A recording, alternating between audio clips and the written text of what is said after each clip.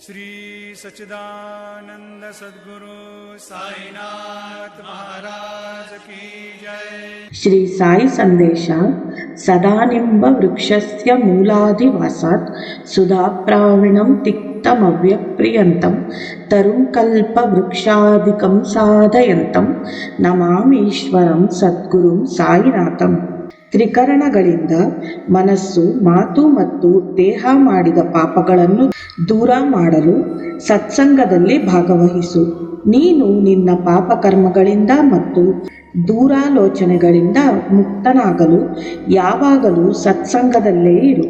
ಮನಸ್ಸು ಒಳ್ಳೆಯದಾದಾಗ ಮಾತ್ರ ನಿನ್ನಲ್ಲಿ ಒಳ್ಳೆಯ ಗುಣಗಳು ಬೆಳೆಯುತ್ತವೆ.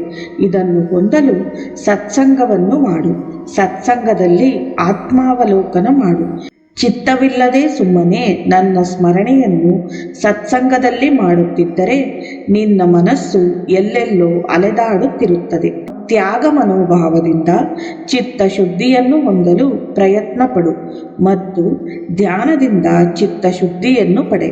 ನೀನು ನಿನ್ನ ಪಾಪಗಳನ್ನು ತೊಳೆಯಲು ಸತ್ಸಂಗದಲ್ಲಿರು. ಸಚ್ಚಿಂತನೆ ಮಾಡು, ಸಂಭಾಷಣೆ ಮಾಡು.